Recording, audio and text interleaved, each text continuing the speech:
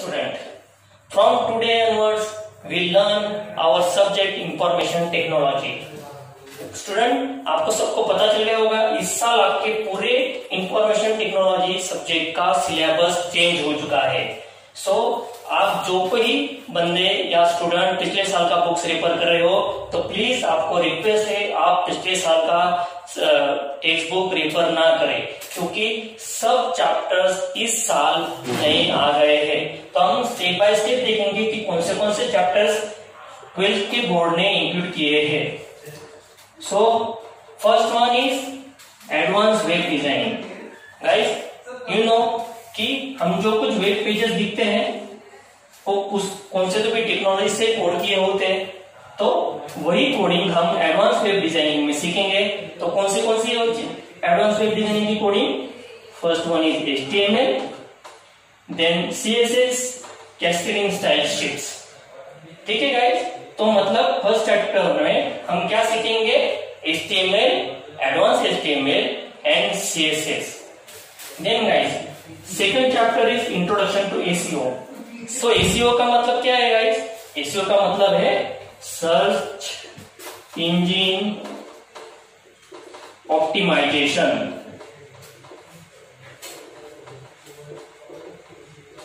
सो search engine optimisation मतलब क्या guys?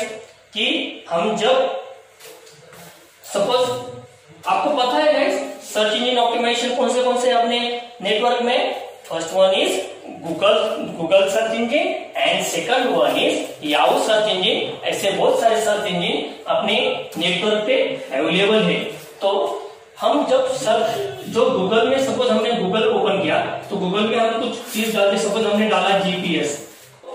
जब हम गूगल में सपोज हमने वर्ड टाइप किया GPS में ग्लोबल पब्लिक स्कूल, हमको इसका रिजल्ट चाहिए. तो जैसे ही गूगल के सर्च इंजन में जितने भी ग्लोबल पब्लिक स्कूल के नाम के जितने भी वेबसाइट्स होंगी, जितनी भी ट्रैफिक होंगी, वो लाइन बाय लाइन आएगी. तो वो अरेंज कैसे होता है, उसका सीक्वेंस, एक वेबसाइट ऊपर की होती है, एक वेबसाइट नीचे की होती है, उसका रैंकिंग कैसे डिजाइन करते हैं. सपोज हमने यहाँ पे सिर्फ कीवर्ड डाला, मेरे को सिर्फ HTML ट्यूटोरियल चाहिए, तो सिर्फ HTML ट्यूटोरियल कैसे डिस्प्ले होते हैं वो सब हम सीखेंगे सर्च इंजन ऑप्टिमाइजेशन में. उसको मतलब उसको शॉर्टकट रहता है SEO. Third one is advance JavaScript. Guys, जैसे हमने पहले चैप्टर में देखा हम वेब डिजाइनिंग में क्या सीखने वाले हैं? HTML और CSS. वेब डिजाइनिंग सिर्फ और HTML और CSS से नहीं होती, उससे सिर्फ हमारा स्टैटिक पेजेस डेवलप हो गए. हमको suppose more creative and dynamic web pages चाहिए, तो उसके लिए हम जावास्क्रिप्ट भी सीखेंगे. इसलिए हम सेपरेटली उन्होंने हमको डायनामिक वेब पेजेस क्रिएशन के लिए कौन सी लैंग्वेज दी है? JS means JavaScript.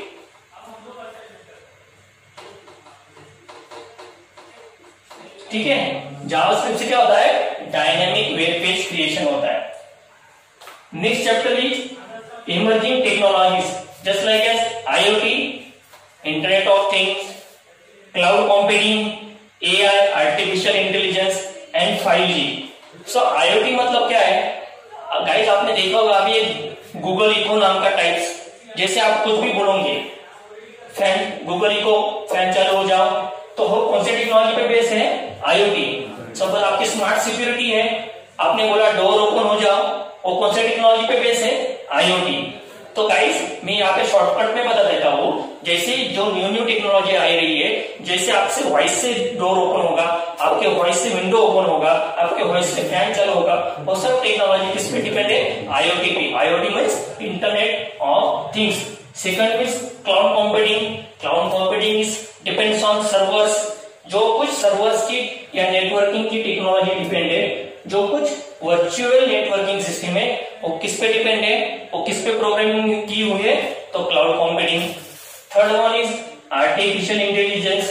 जैसे आप रोबोट देखते हो और जिस प्रोग्रामिंग पे डिपेंड है वो क्या है? Artificial intelligence. और 5G आप सबको तो पता होगा, क्योंकि आप सब स्टूडेंट 4G नेट यूज करते हो, तो उसका ही एडवांस वर्जन है 5G. उसके बारे में हम सब कुछ सीखेंगे इमर्जिंग टेक्नोलॉजीज में. Next one is server side scripting, PHP. Guys, this is important programming language for all type of software development. आपको आगे जाके सपोज आईटी में करियर करना हो तो सिर्फ अकेले इस प्रोग्रामिंग में भी करियर कर सकते हो। PHP it is nothing but the backend programming. Guys, आप कभी आईटी के रिक्वायरमेंट के एडवर्टाइजमेंट देखोगे तो यहाँ पे लिखा होगा हमको चाहिए बैकएंड प्रोग्रामर। तो बैकएंड प्रोग्रामर मतलब उसमें 3-4 प्रोग्रामिंग है, उसमें से एक है PHP, दूसरा है पाइथन। लेकिन हम 12th स्टैंडर्ड में सीखेंगे PHP। हम PHP क्यों सीख रहे हैं, पाइथन क्यों सीख रहे हैं गाइस? जैसे हमने यहाँ पे वेब पेज डेवलप किया है, वो वेब पेज जिस सर्वर से रिट्राइव होगा, सामने वाले को डिस्प्ले होगा, उसकी प्रोग्रामिंग भी हम सीखेंगे, वो है PHP। Then next one is and last chapter e-commerce and e-governance. Guys, all of you know e-commerce मतलब online shopping, Flipkart, Amazon, club factory. इसका जो ऑपरेशन, इसकी जो कोडिंग है, उसकी जो ऑनलाइन कार्टिंग की जो कोडिंग है, वो सब डिपेंड है ई कॉमर्स कोडिंग पे। उसको क्या बोलते हैं, ई कॉमर्स कोडिंग। और ई गवर्नेंस, गाइस आपको सबको पता है कि आजकल गवर्नमेंट की हर एक वेबसाइट ऑनलाइन हो चुकी है, हर एक एप्लीकेशन ऑनलाइन हो चुकी है, जैसे birth certificate, death certificate, then employment. मतलब जो कुछ गवर्नमेंट की फैसिलिटी है और जो कुछ ऑनलाइन हो चुका है, उसको क्या बोलते हैं हम, ई गवर्नेंस। गाइस, ये हो गया आपके पूरे सिलेबस का ओवरव्यू। अभी हम देखेंगे यूनिट टेस्ट 1 में आप का जो कुछ डिवीजन है, यूनिट टेस्ट 1 में आपको सिलेबस कैसे डिवाइड होगा वो हम अभी यहाँ पे देखेंगे।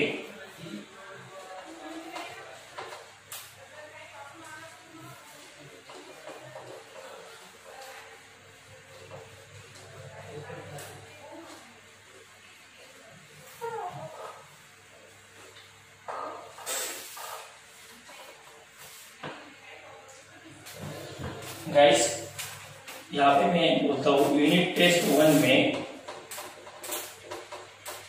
आपको आने वाले हैं तो ये 2 chapters, chapter number 1 and chapter number 2। Guys please ध्यान दो, आपको यूनिट टेस्ट 1 में सिर्फ 2 ही चैप्टर आने वाले हैं, chapter number 1 and chapter number 2। So उसका स्प्लिटअप कैसे होगा गाइस? Question number, total unit test first जो रहेंगी आपकी 25 मार्क्स की। गाइस ध्यान से देखो, आपकी यूनिट टेस्ट 1 रहेगी 25 मार्क्स की, उसमें 2 चैप्टर्स रहेंगे, चैप्टर 1 एंड चैप्टर 2। उसका स्प्लिटअप कैसे रहेगा गाइस? फर्स्ट क्वेश्चन रहेगा फिल इन दी ब्लैंक्स, कितने मार्क्स का रहेगा? 5 मार्क्स। उसमें क्वेश्चन कितने पूछे जाएंगे? 5 क्वेश्चन। सेकंड वन इज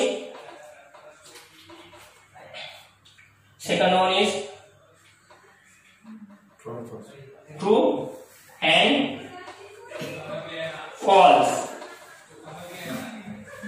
वो भी रहेगा आपका 5 मार्क्स का। Third one is choose any one option, वो भी आपके रहेगी 5 मार्क्स के। यहाँ पे भी आपकी क्वेश्चन नंबर्स रहेगी 5 नंबर्स, यहाँ पे भी रहेगी क्वेश्चन 5 नंबर्स, ठीक है।